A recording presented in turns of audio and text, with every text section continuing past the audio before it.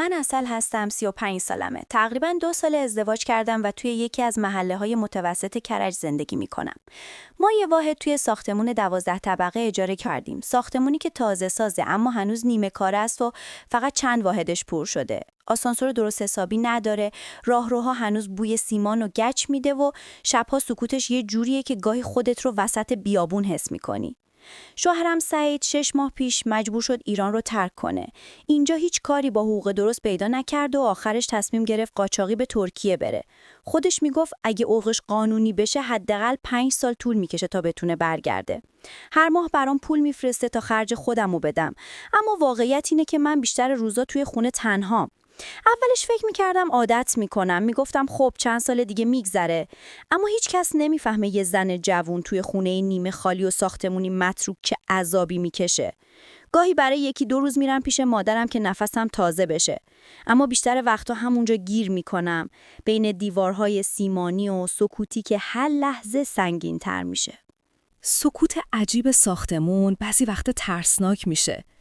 جوری که چند بار پیش اومده شبا نشستم به صدای تق تق لوله ها گوش کردم و از وحشت چراغای خونه رو تا صبح روشن گذاشتم. سعید همیشه میگفت صبور باش، این چند سالم میگذره. اما خودش هم نمیفهمید صبوری یعنی چی وقتی که روزا مثل دیوارای نمور تکرار میشن. چند ماه پیش یکی از دوستای قدیمیم، نازنین، با هم تماس گرفت. اونم تازه ازدواج کرده بود. هر از گاهی با هم حرف میزدیم و از دلتنگیامون میگفتیم. اما این بار صداش فرق میکرد. گفت توی خونه پدر شوهرش زندگی میکنه و به خاطر دخالت‌های خانواده شوهرش زندگیشون پر از دعوا و تنشه. نازنین بهم گفت یه جایی برای اجاره سراغ داری؟ فقط میخوام از این خونه فرار کنم. من شماره سرایه‌دار ساختمونمون اکبر آقا رو داشتم. هر وقت چیزی لازم داشتم بهش زنگ می زدم. ساختمون هنوز کامل نشده بود. آسانسورم کار نمی کرد. همون شب به اکبر آقا زنگ زدم و گفتم اما اکبر، یه واحد خالی برای اجاره سراغ داری؟ یکی از دوستان دنبال خونه است. اکبر آقا گفت اتفاقا یه واحد تو همین ساختمونه هست. درست همون واحدیه که زیر آپارتمان خودتونه. صاحب خونه چند روز پیش زنگ زده بود گفته میخواد اجاره بده. با شنیدن این خبر خوشحال شدم. سریع به نازنین زنگ زدم و گفتم یه واحد این پایین خالیه. فکر کنم خیلی مناسب باشه. اونم هیجان زده شد. فقط پرسید اجارش چقدره؟ یادم رفته بود بپرسم. دوباره به اکبر آقا زنگ زدم. گفت اینقدر پول پیش میخواد، اجارش هم ماهی فلان قدره. حد اکثرم برای 3 سال اجاره میده. اطلاعات رو به نازنین دادم.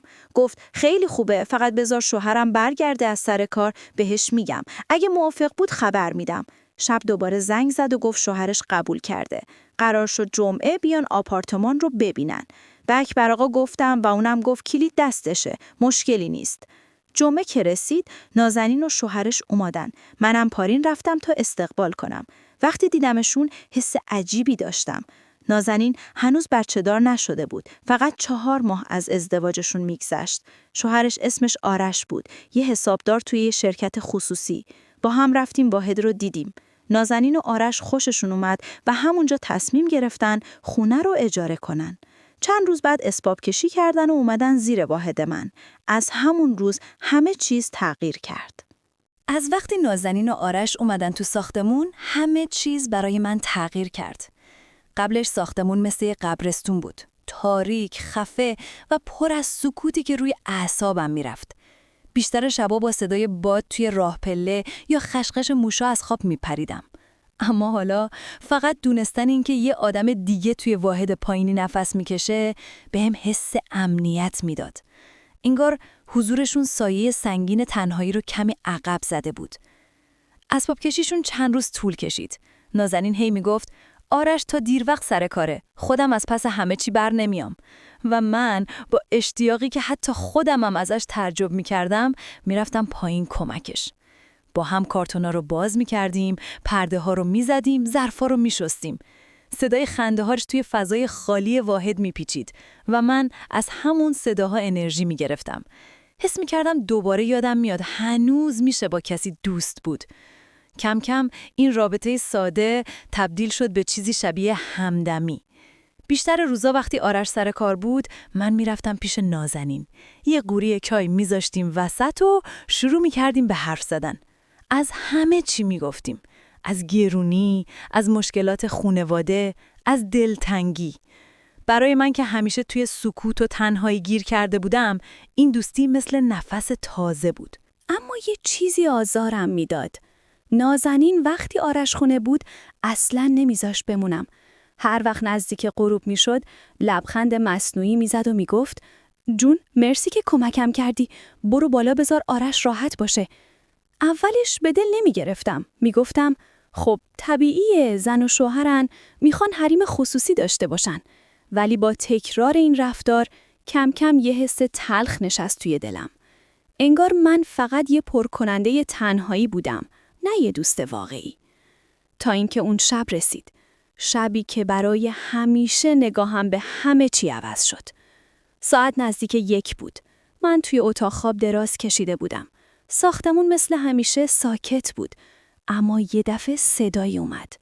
اول فکر کردم کسی دعوا شده، ولی وقتی دقیق تر گوش دادم متوجه شدم صدا از نورگیر اتاق میاد. صدا خفه بود.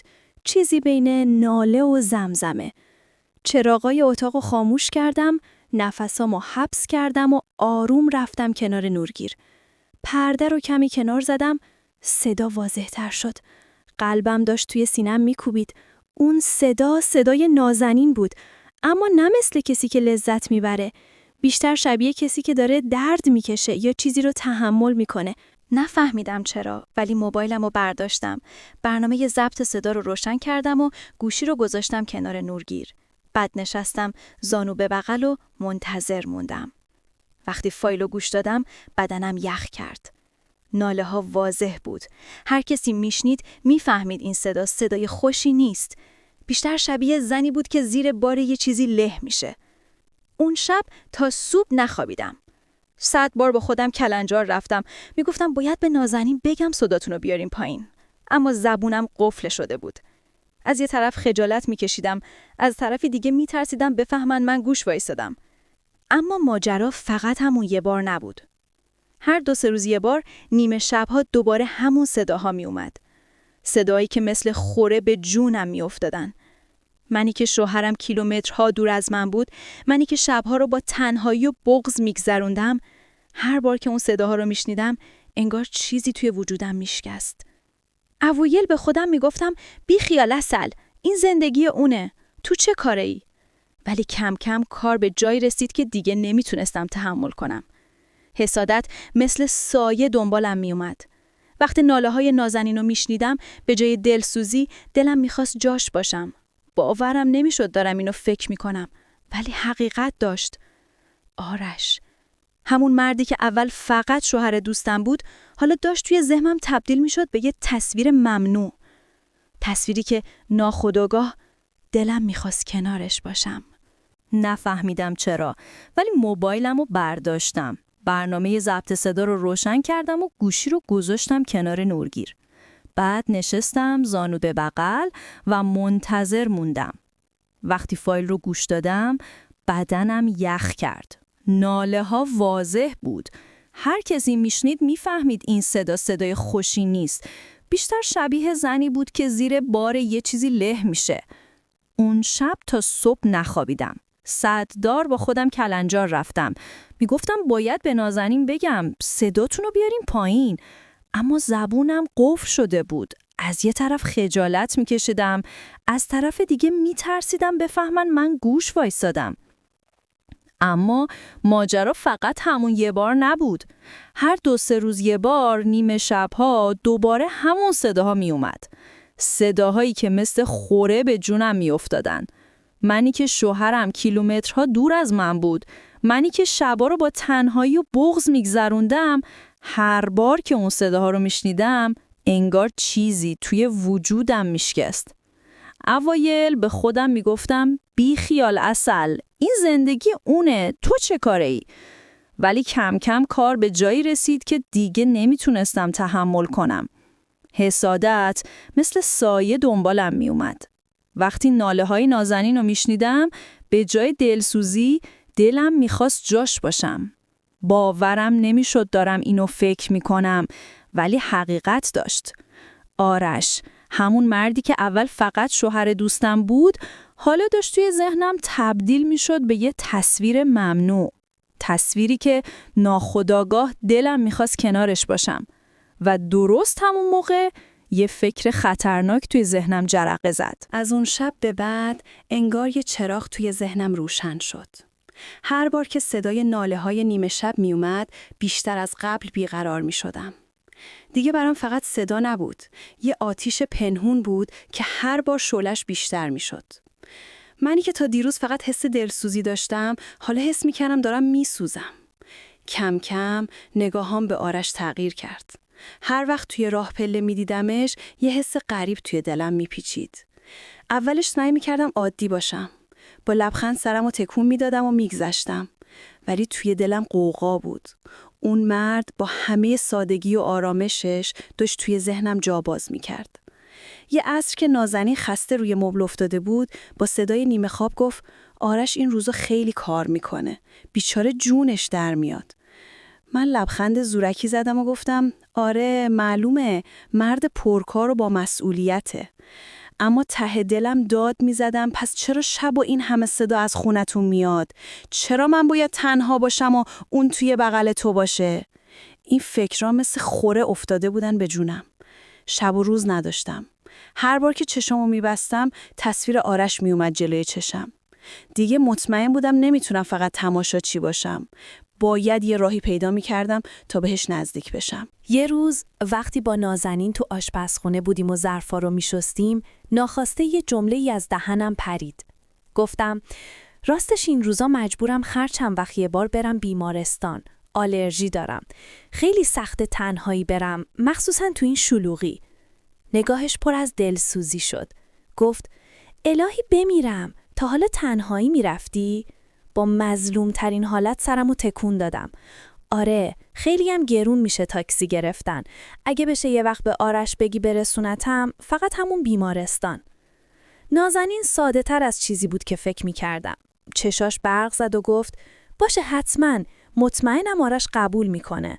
اون لحظه حس کردم یه قدم به خواستم نزدیک شدم. همون شب توی تخت خواب خوابم نبرد.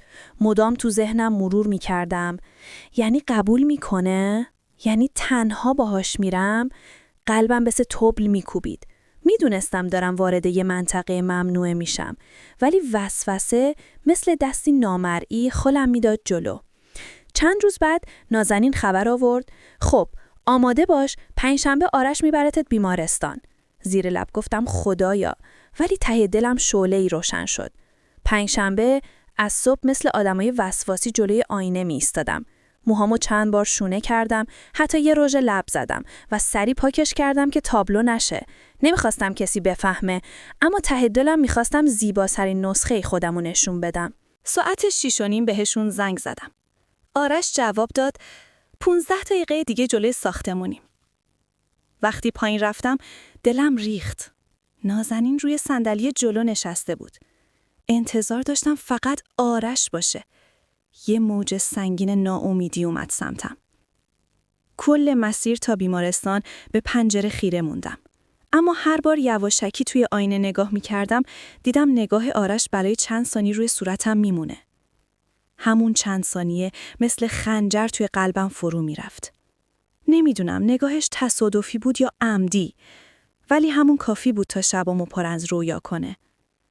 وقتی رسیدیم گفتم شما تو ماشین بمونین، من زود برمیگردم. رفتم داخل، کمی الکی وقت تلف کردم و بعد برگشتم. تشکر کردم و رفتم بالا. اما ته دلم پر از حرص بود. حرص این که چرا نازنین هم همراهش بود؟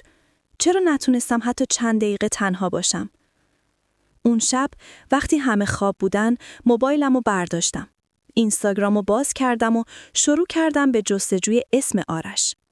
صدها نتیجه بود. دونه دونه عکس‌ها رو نگاه کردم تا بالاخره پیداش کردم.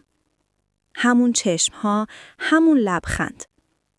دستام یخ کرد. مدت‌ها خیره به صفحه‌اش موندم. عکساشو ورق زدم. عکس سفر، عکس کاری، حتی عکس 2 نفره با نازنین. قلبم میخواست از جا کنده بشه. اول تردید داشتم. باید درخواست دوستی میفرستادم یا نه؟ آخرش تصمیم گرفتم یه اکانت جعلی بسازم. با یه اسم دیگه. درخواستو فرستادم و منتظر موندم. 2 روز گذشت. هیچ خبری نشد. نه درخواستم رو قبول کرد، نه حتی نگاهی. ولی ولکن نبودم. یه شب طاقت نیاوردم. از همون اکانت جعلی براش پیام دادم: سلام، حالت چطوره؟ جوابی نیومد. اما همون لحظه‌ای که پیامو فرستادم فهمیدم دیگه راه برگشتی نیست. وارد یه بازی شدم که آخرش یا همه چی رو به دست می آوردم یا همه چی از دست می رفت. چند شب بعد وقتی همه جا ساکت بود موبایلم ویبره رفت. با دستای لرزون صفحه رو باز کردم. همون کسی بود که منتظرش بودم. آرش. نوشته بود: تو کی هستی؟ قلبم داشت از جا کنده می شد. با تردید نوشتم: یکی که میشناستت، ولی الان درست نیست بگم کیم. چند لحظه سکوت، بعد جواب داد: بس کن نازنین، وقت این مسخره بازی‌ها رو ندارم. یخ کردم. یعنی فکر کرده نازنین داره امتحانش میکنه؟ سری نوشتم: به خدا من نازنین نیستم. اگه میخوای ثابت کنم وقتی پیششه به هم پیام بده. من جواب میدم تا مطمئن شی. یه مکث طولانی، بعد نوشت: باشه. همون شب ساعت 8 دوباره پیام داد. نازنین کیشش بود، اما من جواب دادم. اون لحظه فهمید حقیقتو. دیگه شکی نداشت. بعد پرسید: خب تو کی هستی؟ چی میخوای؟ نفس رو حبس کردم و نوشتم: راستش فقط میخوام بیشتر باهات آشنا بشم. اگه اذیتت میکنه همینجا تمومش کنیم. نوشت: نه مشکلی نیست، ولی بعد بدونم کی هستی. دلهره داشتم. 1000 بار جمله ها رو تو ذهنم مرور کردم. آخرش نوشتم: میگم، ولی اول قول بده چیزی به نازنین نگی. گفت: قول میدم، خیالت راحت. با انگشتای لرزون نوشتم: باشه، منم همسایتونم. عسل، همونی که چند بار با نازنین اومدم پیشتون. چند ثانیه سکوت. بعد جواب داد: نه بابا، امکان نداره. نفس عمیقی کشیدم و نوشتم: چرا، خودمم. فقط خواهش میکنم چیزی به نازنین نگو. گفت: نگران نباش. اون لحظه یه حس عجیبی توی وجودم پیچید. انگار دیوارای تنهاییم یه ترک بزرگ خوردن. دیگه تنها نبودم. بعد پرسید: ولی چرا الان؟ چرا اومدی سراغ من؟ چند بار نوشتم و پاک کردم. آخرش گفتم: خودمم میدونم. از وقتی دیدمت یه چیزی تو دلم گفت باید باهات حرف بزنم. نازنین هیچ وقت اجازه نمیداد حتی چند دقیقه راحت باهات حرف بزنم. واسه همین رفتم سراغ اینستاگرامت. برای چند دقیقه جواب نداد. قلبم داشت از شدت اضطراب میترکید. بعد نوشت: منم از همون روز اول حس کردم. دلامون نزدیکه. شاید توی ماشین متوجه شدی نگاهت میکردم؟ دستم لرزید. یعنی اونم حس کرده بود؟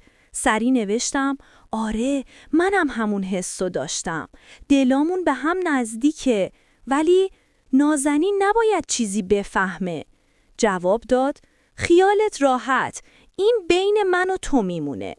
اون شب تا نزدیکای صبح نوشتیم. بیشترش سکوت بود، ولی همون سکوت پر از اعتراف. گاهی فقط یه جمله: بیداری؟ آره، به چی فکر میکنی؟ وقتی بالاخره گوشی رو خاموش کردم، اشکام بی اختیار سرازیر شدن. یه تضاد عجیب بود. هم خوشحال بودم، هم میترسیدم.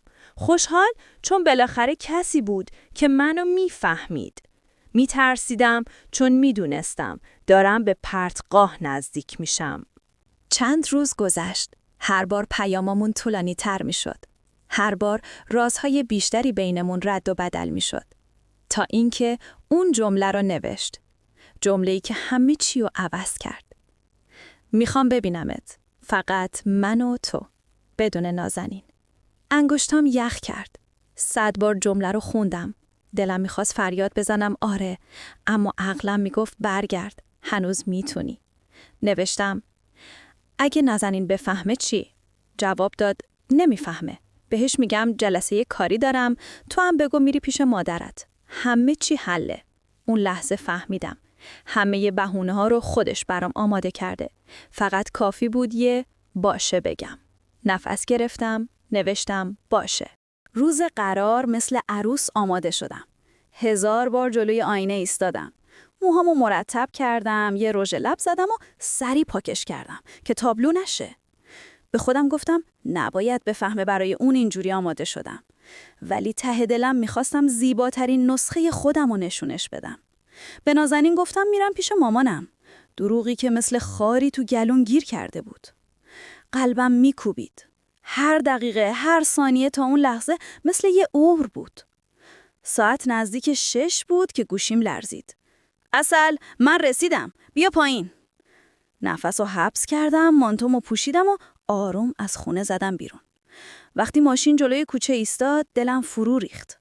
سوار شدم، آرشم لبخند زد و گفت استرس داری؟ با دستام بازی کردم، گفتم نه، یعنی آره، نمیدونم. اون فقط خندید. ماشین رو به سمت یه کافه دنج برد. بیشتر از این که حرف بزنیم سکوت بود. سکوتی که عجیبتر از هر کلمه‌ای بود. نگاه‌ها همه چیزو فاش می‌کرد. من با هر کلمه‌ای که از دهنش در میومد بیشتر مطمئن می‌شدم به خطی نزدیک شدم که نباید ردش کنم. وقتی از کافه بیرون اومدیم، برای اولین بار دستمو گرفت. همون چند ثانیه کافی بود تا بفهمم راه برگشتی دیگه وجود نداره. از اون شب به بعد ارتباطمون ادامه پیدا کرد. سخت بود، چون نازنین همیشه کنارش بود. من لحظه شماری می‌کردم برای یه فرصت تنها. و بالاخره اون فرصت رسید. یه شب نازنین گفت میخواد چند روز بره پیش مادرش. وقتی اینو شنیدم انگار زمین زیر پام خالی شد. همون لحظه آرش پیام داد پس پنجشنبه میبینمت. اون روز خونه رو مثل روز اول اسبق کشی تمیز کردم. همه چیز باید بی‌نقص می بود. پرده ها، ظرفا، حتی بوی خونه. میخواستم وقتی میاد حس کنه منتظرش بودم. هنوز ساعت 8 نشده بود که موبایلم لرزید. عسل، در رو باز کن، رسیدم. دلم هوری ریخت پایین. در رو باز کردم. آرش با قدم‌های محکم و نفس زنان وارد شد. گفت ماشینم رو یه جای دور پارک کردم. کسی شک نمی‌کنه. در رو بستم. لحظه‌ای فقط به هم خیره موندیم. سکوتی سنگین بینمون بود. روی مبل نشست. دستام یخ کرده بودن. برای شکستن سکوت رفتم یه لیوان آب آوردم.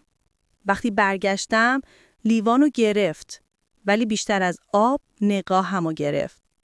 چشم تو چشم شدیم. اون لحظه همه چی شروع شد. دستمو گرفت، بدنم لرزید. زمزمه کرد میدونی عسل، همون روز اول حس کردم دلامون نزدیکه. اشکام توی چشام حلقه زد. هیچ حرفی نزدم، فقط اشکام جاری شدن. اشکایی که پر از تضاد بودن. شادی و ترس، امید و گناه.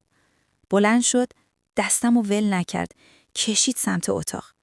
نفس تو سینم حبس شد. زیر لب گفتم نه، اتاق خواب نه. ایستاد، نگام کرد، گفت پس کجا؟ گفتم اینجا، همینجا کنار اتاق. همونجا نشستیم. وقتی صورتشو نزدیک حس کردم، همه ی سالای تنهایی و خشمم مثل سیل سرم ریخت. اشکام شدت گرفت. با حقیق گفتم دارم به نازنین خیانت میکنم. آرش بیدرنگ جواب داد ساکت شو، این بین من و توه، هیچ کس نمیفهمه. اون شب چیزی در من شکست، چیزی که دیگه درست نمیشد. بعد از همه چیز آرش کنارم نشست، دستمو گرفت و گفت از این لحظه من و تو فقط مال هم دیگه ایم. این جمله هم ترسناک بود، هم شیرین. نمیدونستم بخندم یا گریه کنم. فقط نگاش کردم. زمزمه کردم آرش، بدون تو نمیتونم. وقتی رفت هنوز صدای بسته شدن در توی گوشم بود. چند دقیقه به در خیره موندم. بعد روی زمین نشستم و زدم زیر گریه. هیچ وقت خودم رو اینقدر بین لذت و گناه ندیده بودم. بعد از اون شب همه چیز عوض شد. انگار دیگه هیچ فاصله‌ای بین من و آرش نبود. پیام‌هاش بیشتر شد، زنگاش طولانی‌تر. بهونه‌هامون برای دیدن همدیگه هم یکی یکی پیدا می‌شدن. یه بار گفت میخواد برام کتاب بیاره، یه بار دیگه گفت ماشینش خراب شد و باید چند دقیقه بیاد بالا استراحت کنه. ولی ما هر دو میدونستیم اینا فقط بهونه است. هر بار که در رو براش باز میکردم قلبم تند میزد. همونقدر که بودنش بهم آرامش میداد، همونقدر هم عذاب وجدان سنگین‌تر مینشست روی شونه ها. از یه طرف خودم رو میدیدم. زنی که بالاخره بعد از سالها تنهایی یه جایی برای تکیه پیدا کرده.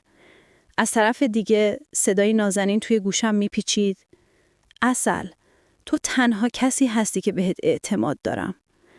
اون لحظه ها حس میکردم دارم توی یه پرتگاه قدم میزنم. آرش توی این مدت تغییر کرده بود. اول فقط لبخند و نگاه بود. بعد شد دست گرفتن، بوسه و حالا دیگه هیچ مرزی نمونده بود. منم با هر بار دیدنش بیشتر غرق می شدم. اون می گفت عسل، تو تنها کسی هستی که منو می فهمی.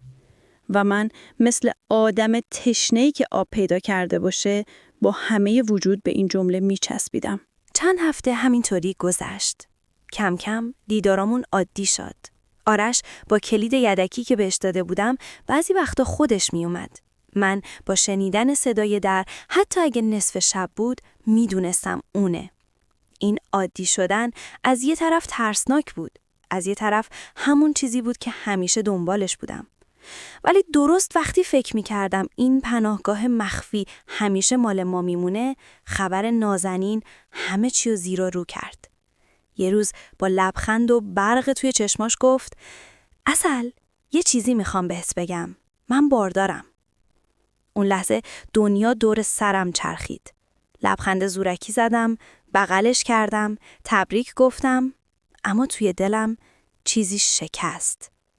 انگار با اون خبر سهم من از آرش کمتر شد. خیلی کمتر. همون شب وقتی تنها شدم به سقف خیره موندم. 100 بار با خودم تکرار کردم حالا دیگه آرش پدر میشه. پس من چی؟ آرش وقتی فهمید سعی کرد همه چی رو عادی نشون بده. بهم گفت این چیزی رو بین ما تغییر نمیده. تا هنوز همونی هستی که من میخوام. اما من توی نگاهش یه ترس پنهون میدیدم. انگار خودش هم مطمئن نبود بتونه این همه دروغ و زندگی دوگانه رو همزمان پیش ببره. از اون روز به بعد هر دیدارمون رنگ دیگه‌ای گرفت. من بیشتر میخواستمش چون میدونستم حالا یه رقیب به اسم بچه وجود داره. اشکام بیشتر شده بود. وقتی کنارم بود از شدت عشق گریه میکردم. وقتی تنها میشدم از عذاب وجدان. گاهی از خودم میپرسیدم عسل تا کی میخوای این بازی رو ادامه بدی؟ ولی جواب همیشه یکی بود. تا وقتی آرش رو دارم. ماه‌ها گذشت. نازنین بچه‌شو به دنیا آورد. صدای خنده و گریه نوزاد فضای ساختمون رو پر کرده بود. منم لبخند می‌زدم، تبریک می‌گفتم، حتی بچه رو بغل می‌کردم. اما توی دلم زخمی عمیق‌تر می‌شد. هر بار به اون بچه نگاه می‌کردم، حس می‌کردم سهم من از آرش داره کمتر و کمتر میشه. آرش هنوز میومد. هنوز همون جمله ها رو تکرار میکرد. عسل، تو همه چیه منی. ولی حالا توی صداش یه سنگینی بود. یه خستگی. یه ترس. دیدارامون پر از سکوت شده بود. من بیشتر میخواستم. اما اون هر بار یه قدم عقب‌تر میکشید. گاهی وسط بوسه هاش نفس زنان میگفت دارم دیوونه میشم. نمیتونم این وضع ادامه بدم. اون لحظه ها میفهمیدم ما دیگه روی سراشیبیم. هر قدمی که برمیداریم بیشتر به سمت سقوط میریم. از اون شب به بعد زندگی من دیگه روی همون ریلی که قبلش میرفت جلو نرفت. هر بار که صدای در واحد پایینی میومد میدونستم داره بالا میاد برای من. هر بار که موبایلم میلرزید، قلبم تندتر میزد. چون میدونستم پشت اون پیام‌ها فقط یک چیز پنهانه: تکرار گناه. اوایل هیجان بود، یه حس ممنوعه که مثل آتیش گرما میداد. اما کم کم فهمیدم این آتیش بیشتر از این که گرمم کنه، داشت میسوزوندم. هر بار که کنار آرش بودم لذت بود، ولی بعدش عذاب وجدان مثل یه موج سنگین روم میافتاد. اون لحظه‌ای که بغلش میکردم همه چی درست به نظر میرسید. ولی وقتی تنها میشدم، آینه خونم بهم میگفت عسل، تو دیگه همون زن قبلی نیستی. یه شب که از هم جدا شدیم، موقعی رفتم فقط نگام کرد و گفت میدونی ما هیچ وقت قرار نبود اینجا باشیم، ولی شدیم. حالا دیگه دیر شده. اون جمله مثل پتک خورد توی سرم، چون راست میگفت. دیر شده بود. از یه جایی به بعد دیگه حتی خود آرش هم تغییر کرد. نگاهاش سنگین‌تر شد. سکوتش طولانی‌تر. حس می‌کردم ترسیده. ترس از اینکه همه چی لو بره. ترس از اینکه نازنین بفهمه. ترس از اینکه این راز یه روز از دل دیوارای این ساختمون نیمه‌ساز بیرون بزنه. من اما عجیب بود. هرچی ترسش بیشتر میشد، آتش من بیشتر میشد. مثل کسی که ته چاه افتاده باشه و هرچی بیشتر دست و پا میزنه، بیشتر فرو میره. یه شب بهش گفتم آرش، اگه یه روز نازنین همه چی رو بفهمه چی؟ ساکت شد. فقط نگام کرد. بعد گفت اون روز همه چی تموم میشه. پرسیدم ما چی؟ با صدای گرفته گفت ما از اولم چیزی نبودیم. اون شب تا صبح خوابم نبرد. به خودم گفتم یعنی همه این شبها، همه این لحظه ها فقط یه بازی بودن؟ یه حواس پرتی؟ من چی؟ این همه حس، این همه آتش، این همه گناه، برای هیچ؟ از فرداش هر بار که درو باز می کردم و می دیدمش، یه چیزی توی دلم می گفت این آخرین باره. ولی هیچ وقت آخرین بار نشد. ما مثل دوتا آدم معتاد شده بودیم. معتاد به لمس، به راز، به ممنوعه. گاهی وسط بوسه هاش می گفت میدونی عسل، ما داریم خودمونو نابود می کنیم. من لبخند می زدم، ولی اشک تو چشمام جمع می شد، چون می دونستم درست میگه، ولی نمی تونستم تمومش کنم. الان 1 سال از شروع این سقوط گذشته. من هنوز همینجام. توی همون آپارتمان نیمه خالی، با همون سکوت‌ها، با همون دیوارای سرد. فقط فرقش اینه که حالا یه راز دارم. رازی که هر بار صدای گریه بچه نازنین رو میشنوم مثل خنجر میره توی قلبم. گاهی میپرسم عسل، این راه تا کجا ادامه داره؟ جوابش همیشه یکیه، تا وقتی دیگه چیزی ازت باقی نمونه. من زنی که میخواستم فقط از تنهایی فرار کنم، حالا توی باطلاقی گیر کردم که خودم با دستای خودم کندم. این رابطه دیگه برام مثل نفس کشیدنه. نمیتونم ولش کنم، اما میدونم تهش فقط یه تاریکی مطلقه. دوستان، این اعتراف منه. من عسل 35 ساله. زنی که مرزهاشو شکست، خودشو گم کرد و حالا بین عشق ممنوع و گناه دفن شده. حالا ازتون میپرسم، باید بمونم توی این رابطه پنهونی و خودمو بیشتر نابود کنم؟ یا باید همه چی رو تموم کنم و دوباره با تنهایی روبرو بشم؟